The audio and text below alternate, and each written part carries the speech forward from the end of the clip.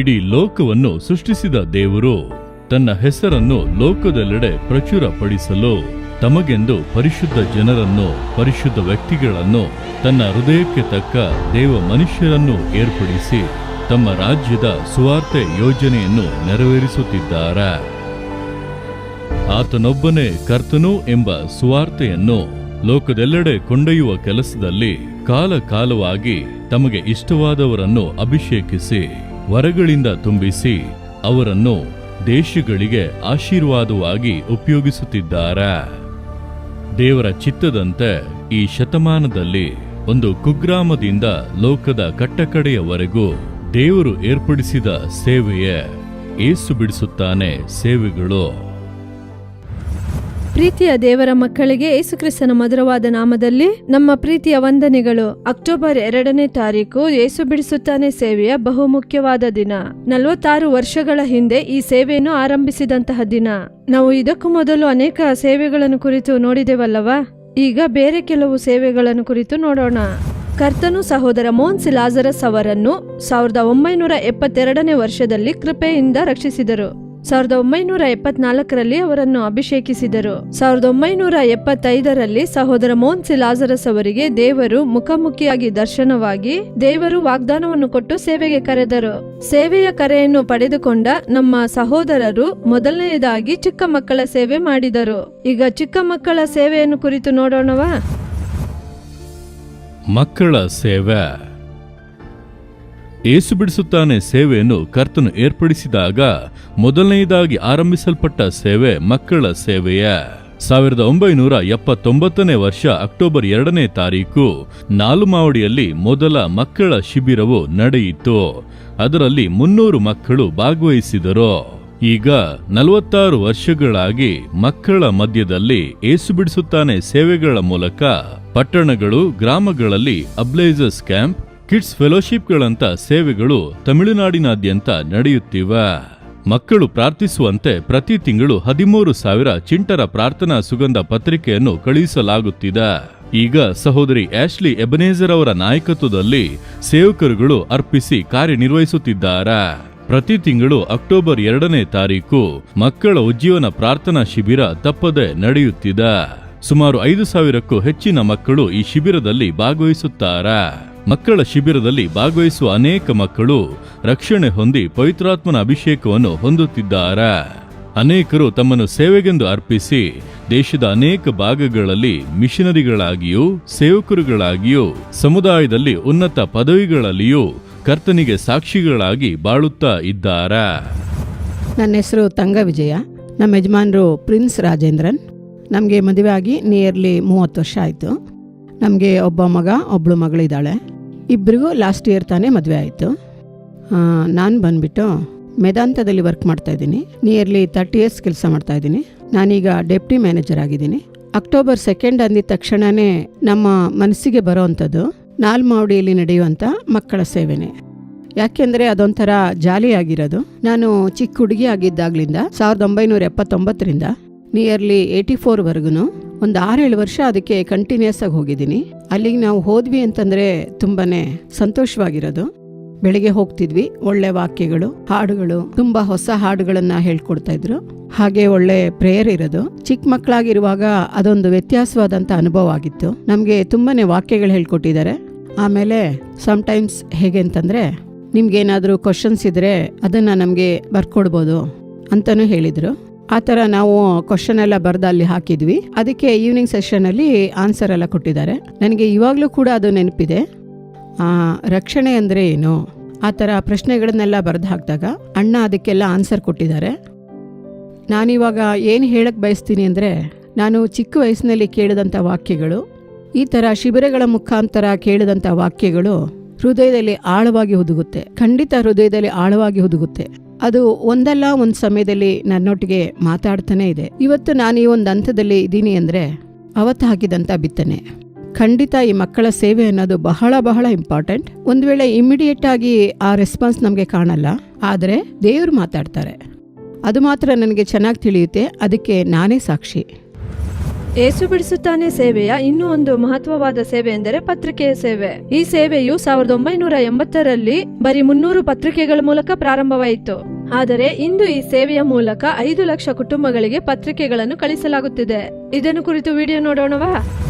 ಪತ್ರಿಕೆ ಸೇವೆ 1980ನೇ ವರ್ಷದಲ್ಲಿ ಆರಂಭಿಸಲ್ಪಟ್ಟ ಏಸು ಬಿಡಿಸುತ್ತಾನೆ ಪತ್ರಿಕೆ ಸೇವೆಯು ಆರಂಭದಲ್ಲಿ 300 ಪತ್ರಿಕೆಗಳನ್ನು ಮುದ್ರಿಸಲಾಯಿತು. ಸಾರಿಗೆ ಸೌಕರ್ಯಗಳು ಅಷ್ಟು ಇಲ್ಲದೇ ಇದ್ದ ದಿನಗಳಲ್ಲಿ ಸಹೋದರ ಮೋಹನ್ ಸಿ ಲಾಜರಸ್ ಅವರ ಸೈಕಲ್ನಲ್ಲಿ ಹೋಗಿ ಮುದ್ರಣಾಲಯದಿಂದ ಎಲ್ಲಾ ಪುಸ್ತಕಗಳನ್ನು ತಂದು ಕರ್ತನ ಪಾದಗಳಲ್ಲಿ ಇಟ್ಟು ಪ್ರಾರ್ಥಿಸಿ ಕಳುಹಿಸಿದರು.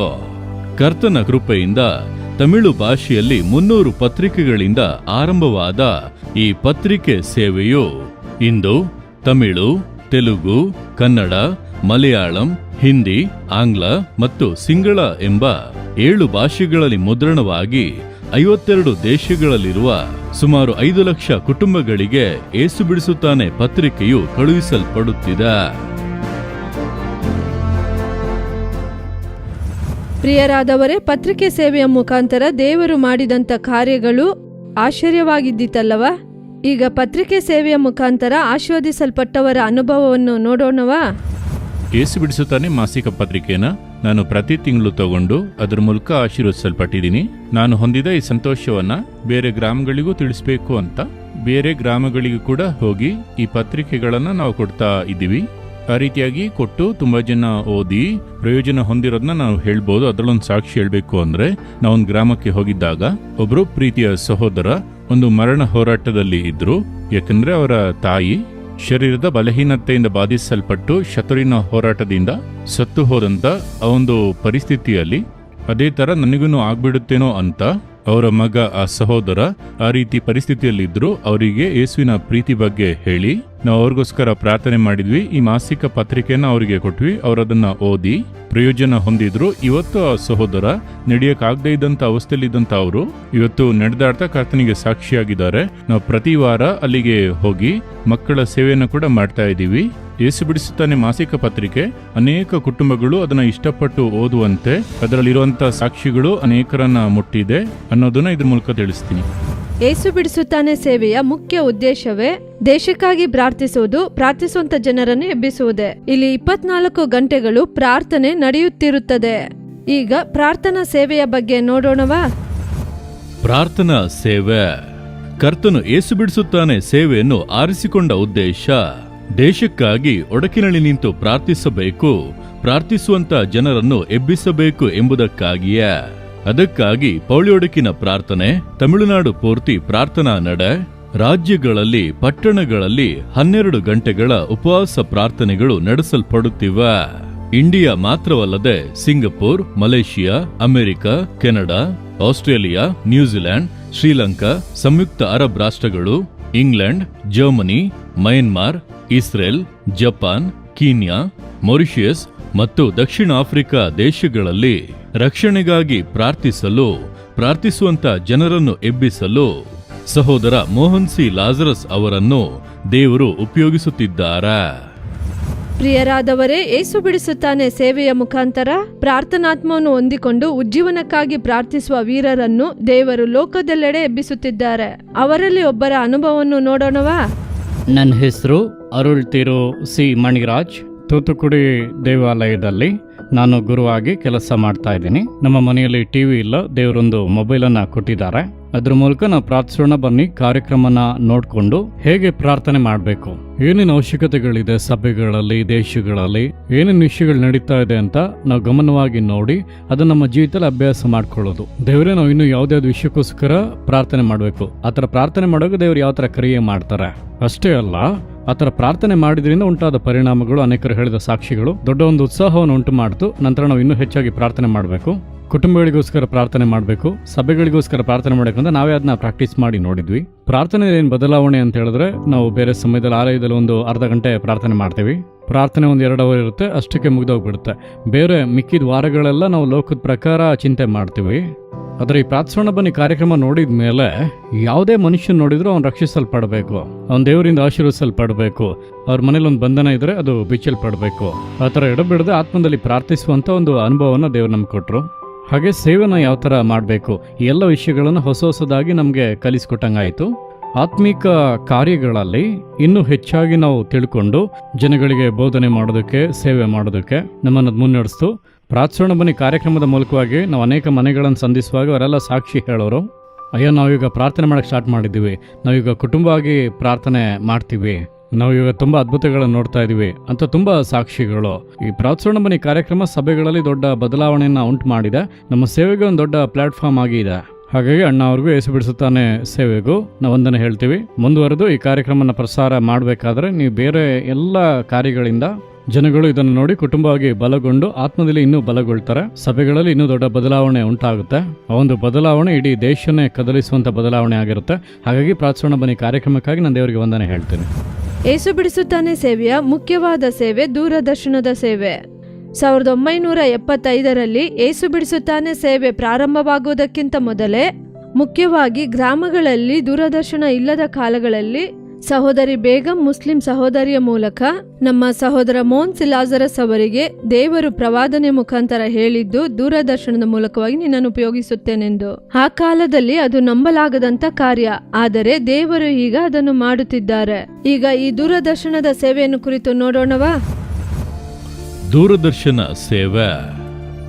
ತಂತ್ರಜ್ಞಾನ ಪ್ರಗತಿಯಲ್ಲಿ ಇಂಡಿಯಾ ಹಿಂದುಳಿದಿದ್ದ ದಿನಗಳಲ್ಲಿ ದೂರದರ್ಶನದ ಮೂಲಕ ಕರ್ತನ ವಾಕ್ಯವನ್ನು ಪ್ರಸಂಗ ಮಾಡುವುದು ಅಸಾಧ್ಯ ಎಂಬುದಾಗಿ ತೋರಿದರೂ ಕರ್ತನು ಇಂದು ಲೋಕದೆಲ್ಲೆಡೆ ಸುವಾರ್ತೆಯನ್ನು ತಿಳಿಸುವಂತ ಒಂದು ಉನ್ನತ ಸಾಧನವಾಗಿ ಇಂದು ಏಸು ಬಿಡಿಸುತ್ತಾನೆ ಮಾಧ್ಯಮ ಸೇವೆಯನ್ನು ಉಪಯೋಗಿಸುತ್ತಿದ್ದಾನ.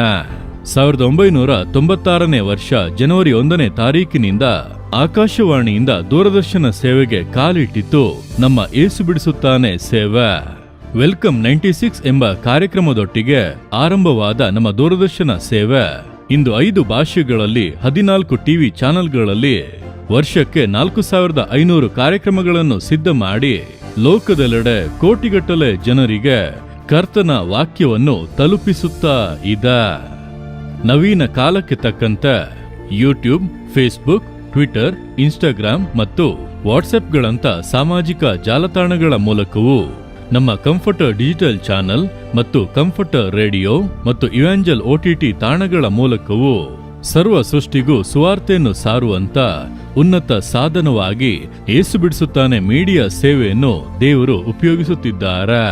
ಲಾಕ್ಡೌನ್ ಸಮಯದಲ್ಲಿ ದೇವರ ಪ್ರವಾದನೆ ಮಾತಿನಂತೆ ಆರಂಭಿಸಲ್ಪಟ್ಟ ಪ್ರಾರ್ಥಿಸೋಣ ಬನ್ನಿ ಅದ್ಭುತ ಮಹೋತ್ಸವಗಳಂತ ನೇರ ಪ್ರಸಾರ ಕಾರ್ಯಕ್ರಮಗಳ ಮೂಲಕ ಅಸಾಧಾರಣವಾದ ಅದ್ಭುತ ಕಾರ್ಯಗಳನ್ನು ಕರ್ತನು ಮಾಡುತ್ತಿದ್ದಾನೆ. ಪ್ರಿಯರಾದವರೇ, ದೂರದರ್ಶನದ ಸೇವೆಯ ಮುಖಾಂತರ ದೇವರು ಮಾಡುತ್ತಿರುವ ಆಶ್ಚರ್ಯವಾದ ಕಾರ್ಯಗಳನ್ನು ನೋಡಿದೆವಲ್ಲವಾ? ಈಗ ಈ ದೂರದರ್ಶನ ಸೇವೆಯ ಮೂಲಕ ಆಶೀರ್ವಾದವನ್ನು ಹೊಂದಿಕೊಂಡ ಒಬ್ಬರ ಸಾಕ್ಷಿಯನ್ನು ನೋಡೋಣವಾ? 17 ವರ್ಷದಿಂದನೇ ನಾನು ಒಂದು ಸ್ವಲ್ಪ ಈ ಗಾಂಜಾ ಸಾರಾಯಿ ಅದಕ್ಕೆಲ್ಲ ದಾಸ ಆಗ್ಬಿಟ್ಟೆ.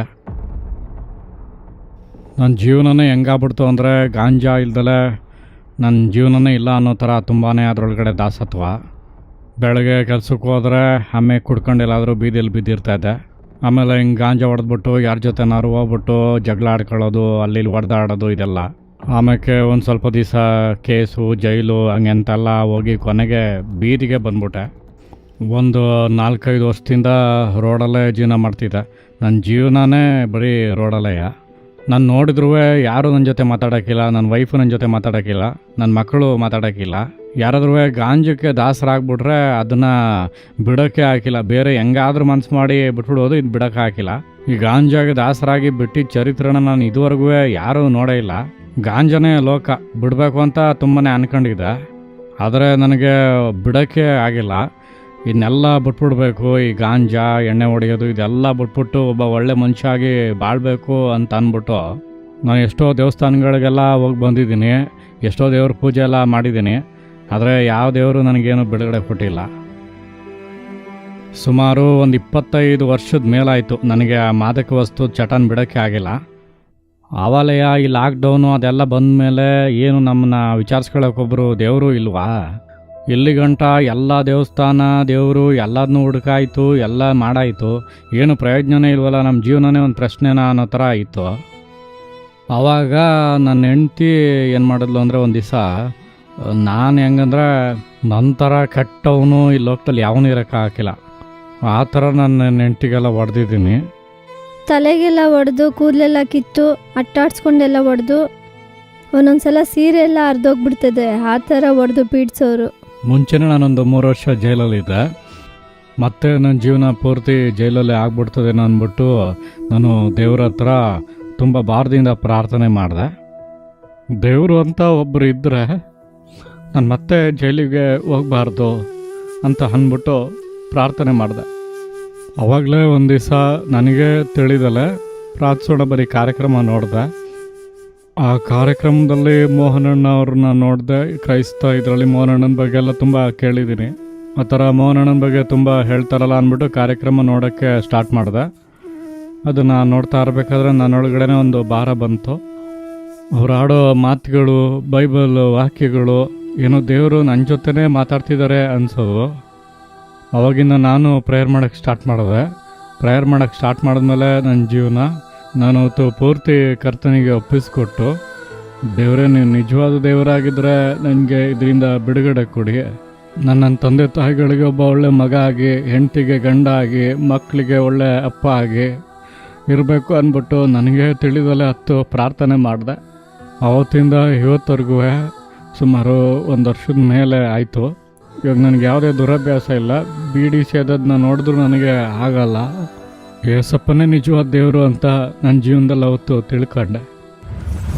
ಪ್ರಿಯರಾದವರೇ, ಏಸು ಬಿಡಿಸುತ್ತಾನೆ ಸೇವೆಯನ್ನು ದೇವರು 46 ವರ್ಷಗಳಿಂದ ಎಷ್ಟು ಸುಂದರವಾಗಿ ಮುನ್ನಡೆಸಿದ್ದಾರೆ ಎಂಬುದನ್ನು ಕೆಲವು ಸೇವೆಗಳ ಮೂಲಕ ನೋಡಿದೆವಲ್ಲವಾ? ಈಗ ನಮ್ಮ ಆಶೀರ್ವಾದಕ್ಕಾಗಿ ಸಹೋದರ ಮೋಹನ್ ಸಿಲಾಜರಸ್ ಅವರು ದೇವರ ಸಂದೇಶವನ್ನು ಕೊಟ್ಟು ಪ್ರಾರ್ಥಿಸಲಿದ್ದಾರೆ. ದೇವರ ಸಂದೇಶವನ್ನು ಕೇಳೋಣವಾ?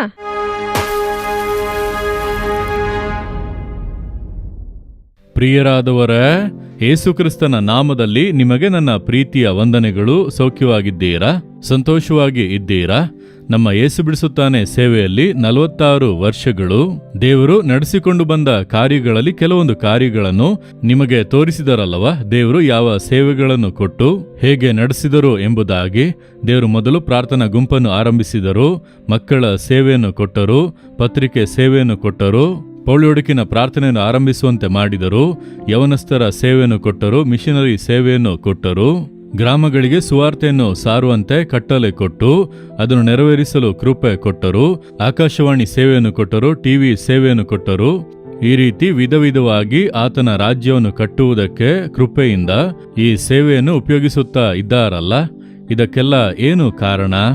ನಾನಿದನ್ನೆಲ್ಲ ಯೋಚಿಸುವಾಗ ಇದಕ್ಕೆಲ್ಲ ನನಗೆ ಏನು ಯೋಗ್ಯತೆ ಇದೆ? ಯಾವ ಯೋಗ್ಯತೆಯೂ ಇಲ್ಲ. ಒಂದೇ ಒಂದು ವಿಷಯ, ದೇವರು ನನ್ನ ಮೇಲೆ ಇಟ್ಟಿರುವಂತ ತನ್ನ ನಂಬಿಕೆ. ದೇವರು ಏನು ಹೇಳುತ್ತಾರೆ ನೋಡಿರಿ, ನನ್ನನ್ನು ಬಹಳ ಆವರಿಸಿಕೊಂಡಂತ ಒಂದು ವಾಕ್ಯ. 1 ತಿಮೋಥೆ 1ನೇ ಅಧ್ಯಾಯ 12ನೇ ವಾಕ್ಯ. ಅಪೊಸ್ತಲನಾದ ಪೌಲನ ಹಾಗೆ ಸೇವೆ ಮಾಡಿದವರು ಯಾರು ಕೂಡ ಇಲ್ಲ. ಅವನ ಸೇವೆಗೆ ಹೋಲಿಸಿ ನೋಡಿದರೆ ನಮ್ಮ ಸೇವೆಗಳೆಲ್ಲ ಬರೀ ಇಷ್ಟ. 100ರಲ್ಲಿ 1% ಕೂಡ ಇರುವುದಿಲ್ಲ. ಅಷ್ಟು ದೊಡ್ಡ ಒಂದು ಸೇವೆಯನ್ನು ಮಾಡಿದವನು 100ರಲ್ಲಿ 1% ಕೂಡ ಇರುವುದಿಲ್ಲ. ಆದ್ರೆ ಅವನು ಹೇಳುತ್ತಾನೆ, ನನಗೆ ಬಲವನ್ನು ದಯಪಾಲಿಸಿದವನು ನಮ್ಮ ಕರ್ತನಾದ ಯೇಸುಕ್ರಿಸ್ತನೇ. ನನ್ನನ್ನು ಆತನು ನಂಬಿಗಸ್ತನೆಂದು ಎಣಿಸಿ ತನ್ನ ಸೇವೆಗೆ ನೇಮಿಸಿಕೊಂಡದಕ್ಕಾಗಿ ನಾನು ಆತನಿಗೆ ಸ್ತೋತ್ರ ಸಲ್ಲಿಸುತ್ತೇನೆ. 1 ತಿಮೋಥೆ 1:12. ಈ ವಾಕ್ಯ ನನಗೆ ತುಂಬಾ ಇಷ್ಟ. ಅನೇಕ ವರ್ಷಗಳಿಂದ ನಾನು ಪದೇ ಪದೇ ಈ ಒಂದು ವಾಕ್ಯವನ್ನು ಹೇಳಿ ದೇವರನ್ನು ಸ್ತುತಿಸುವ.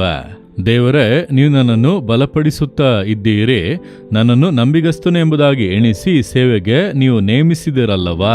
ಅದಕ್ಕಾಗಿ ನಿಮಗೆ ಸ್ತೋತ್ರ. ನನಗಿಂತ ಎಷ್ಟು ಪರಿಶುದ್ಧರೆಲ್ಲ ಇದ್ದಾರೆ, ನನಗಿಂತ ಪ್ರಾರ್ಥಿಸುವಂತವ್ರು ಎಷ್ಟು ಜನ ಇದ್ದಾರೆ, ನನಗಿಂತ ದೇವರಿಗಾಗಿ ಕೆಲಸ ಮಾಡೋರು ಎಷ್ಟು ಜನ ಇದ್ದಾರೆ, ನನಗಿಂತ ವೈರಾಗ್ಯವಾಗಿರೋರು ಎಷ್ಟು ಜನ ಇದ್ದಾರೆ. ಅವರೆಲ್ಲ ಇರುವಾಗ ನನ್ನನ್ನು ಉಪಯೋಗಿಸುವುದಕ್ಕೆ ಏನು ಕಾರಣ ದೇವರೇ? ನನಗೆ ಅದಕ್ಕೆ ಏನು ಅರ್ಹತೆ ಇದೆ? ಏನೂ ಇಲ್ಲ.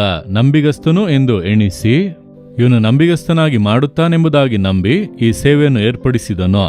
ಅದನ್ನೆನೆಸಿ ನಾನು ನಂಬಿಗಸ್ತನಾಗಿ ಇರಬೇಕು ದೇವರೇ ಎಂದು ಹೇಳಿ ಪದೇ ಪದೇ ಪ್ರಾರ್ಥಿಸುವುದು ಉಂಟು. ನಂಬಿಗಸ್ತರಾಗಿರುವಂಥದ್ದೇ ಬಹಳ ಮುಖ್ಯ.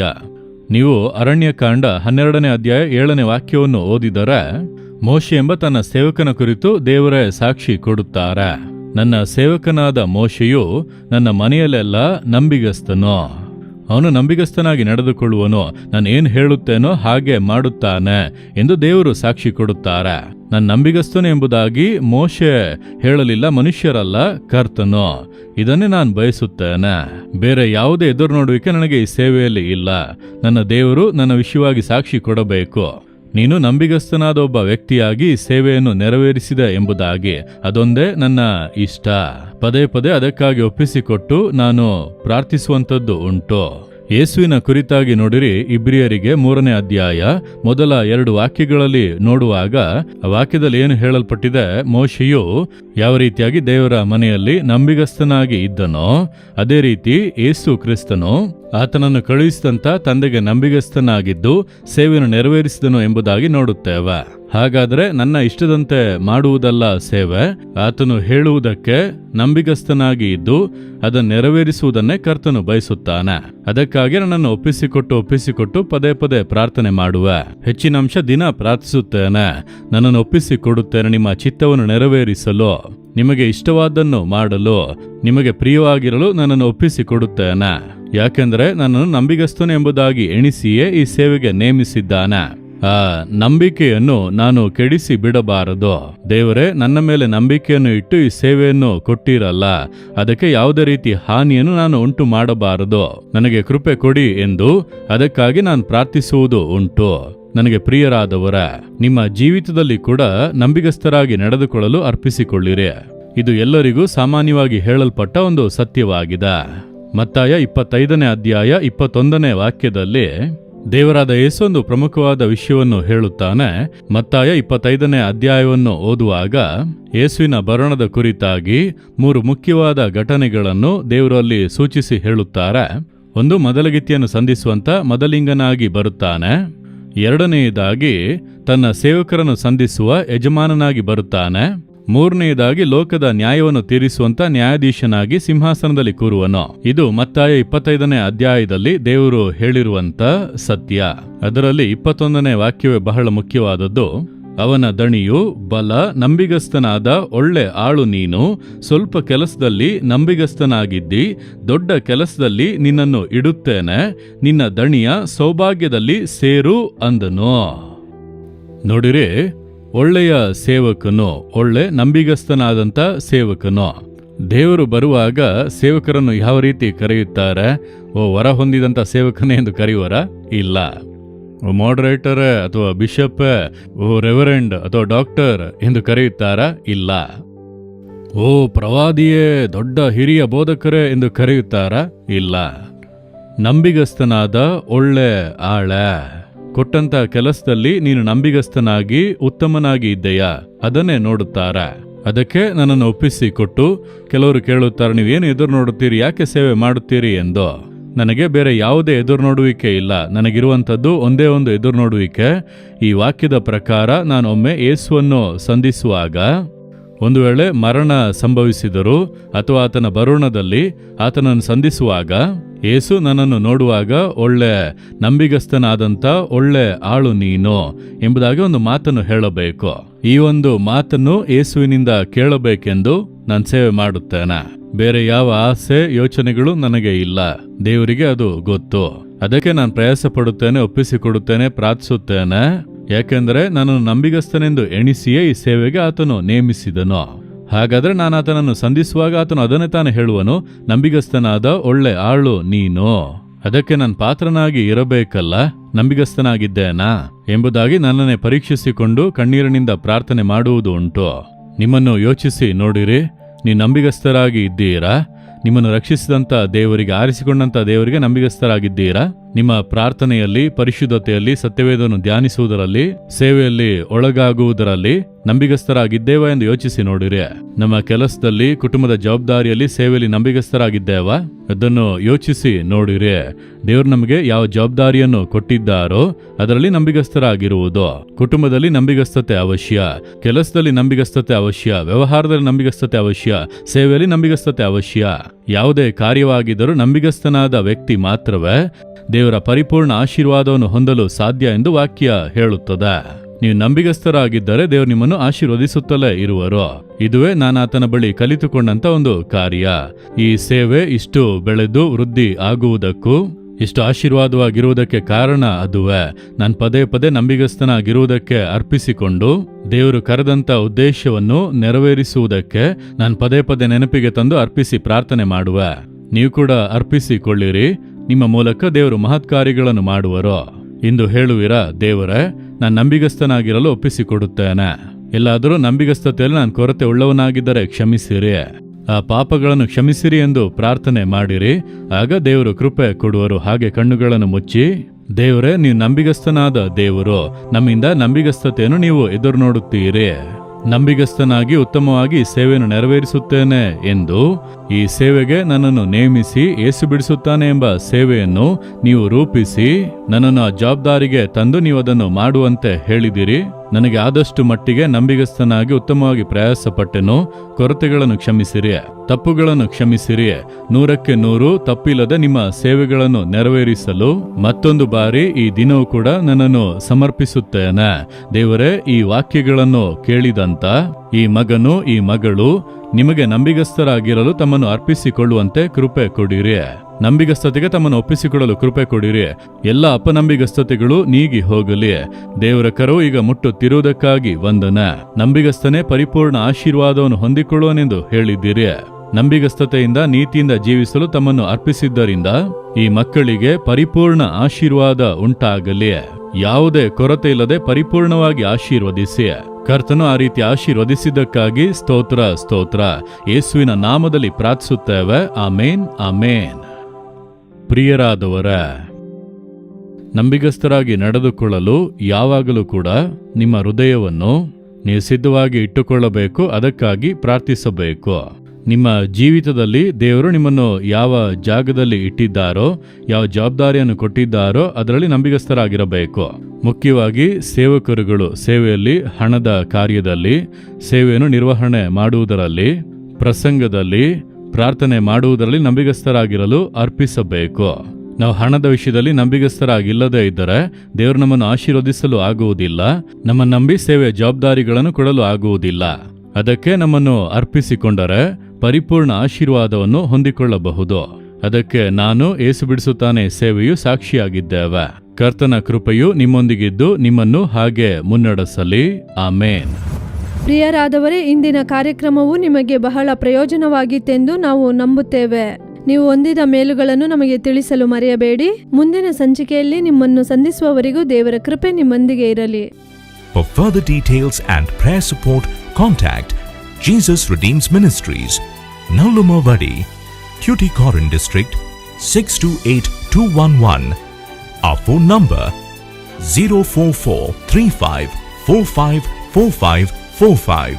Email info@jesusredeems.org. Our website www.jesusredeems.com. God bless you.